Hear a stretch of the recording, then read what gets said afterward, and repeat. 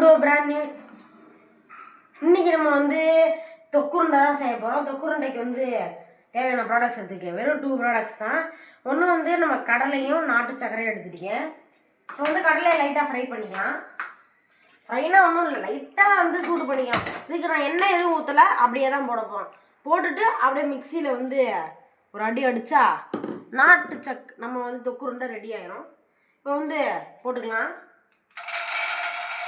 நல்லா சூடாக இருக்குது. வந்து கறியிடக்கூடாது. நம்ம வந்து நல்லா ஃப்ளேமில் அப்படியே இது பண்ணிக்கிட்டே இருக்கணும். அப்புறம் கறிகிடுச்சுன்னா கொஞ்சம் நல்லா இருக்காது. நான் சொல்கிறேன்.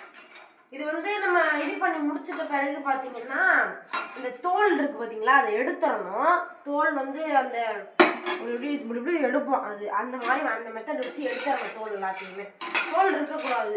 இந்த மெத்தடுக்கு நல்லா சூடாக இருக்கு. அது வந்து நீங்கள் பிடிக்கிறப்பயுமே அந்த சூடு அப்படியே தான் இருக்கும். கஷ்டப்பட்டு நீங்கள் பிடிக்கணும். பிடிச்ச பிறகு அது ஆறினோடனே அப்படியே அந்த ஷேப்லேயே இருக்கும். அது வந்து சில மாதிரி வரும். கிளாஸ் வந்து நீங்கள் உருக்கிட்டீங்கன்னு வைங்களேன், ஒரு மாதிரி அது ஒரு சப்ஸ்டன்ஸ் மாதிரி ஆயிடும். அதை வந்து நீங்கள் கூல் பண்ண அப்படியே அது வந்து அப்படியே நின்றுடும். அப்படியே நின்றுடும். அப்படி நிற்கிறது அது அந்த மாதிரி தான் இந்த தொக்குருண்டையுமே. அது ஹீட் பண்ணுறப்ப அதை பிடிச்சிட்டோம். அது பிறகு அதை நம்மளால் ப்ளேஸ் பண்ண முடியாது. அதே மாதிரி தான் அந்த கிளாஸையுமே அந்த ஷேப் உங்களுக்கு தேவையானது வர வைப்பாங்க. அதை ஹீட் பண்ணிட்டு நல்லா கிண்டி விட்டுட்டு இப்போ வந்து ஒரு 20 லட்சம் வருடங்கள் ஆச்சு. ஃபைனலாக நம்ம வந்து செஞ்சாச்சு தோல் உரிக்கிறது. இப்போ வந்து நம்ம ஜாகரியை கொட்டிடலாம். ஓகே, கொட்டியாச்சு. இப்போ அரைக்க வேண்டியது தான். அரைச்சிட்டு உங்களுக்கு காமிக்கிறேன். இப்போ வந்து தேவைப்பட்டால் உங்கள் நெய் ஊற்றி நீங்கள் உருக்கிக்கலாம். நெய்யை வந்து பேனில் போட்டலாம். இப்போ 2 ஸ்பூன் போட்டிருக்கேன். 3ஆவது ஸ்பூன்,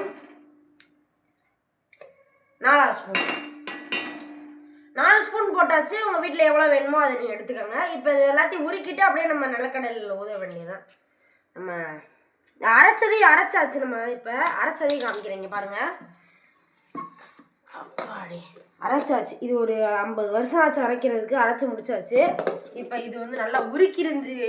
ஓ மை காஷ், எவ்வளோ நல்லா இருக்கு உருக்குறது. அப்படியே அந்த சபரிமலைக்கு நம்ம நெய் ஊற்றுவோம் பார்த்தீங்களா, அதே மாதிரி இருக்குது. இதை பார்க்க உடனே நெய்யை பார்த்தாலே எனக்கு அந்த ஞாபகம் தான் வருது. இப்போ கேஸ் நெய் காஞ்சிருச்சு. நெய்யை ஊற்றிடலாம். நானே பயந்துக்கிட்டு சட்டி வச்சு தான் தூக்குறேன். அவ்வளோதான். பார்க்க என்னமோ ஆயில் மாதிரி இருக்கு. ஊற்றியாச்சு. கமன்னு வாழ அடிக்குது. இன்னும் கொஞ்சம் நெய் இது.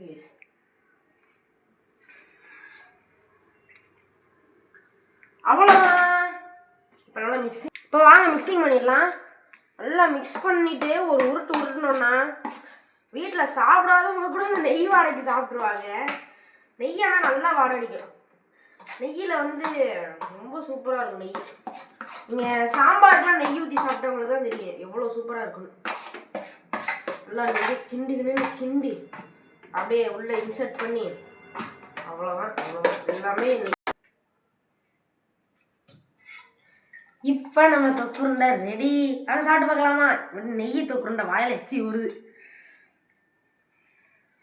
பாருங்க. ஸ்கிஷியாக இருக்குது. ரொம்ப நல்லா இருக்கு.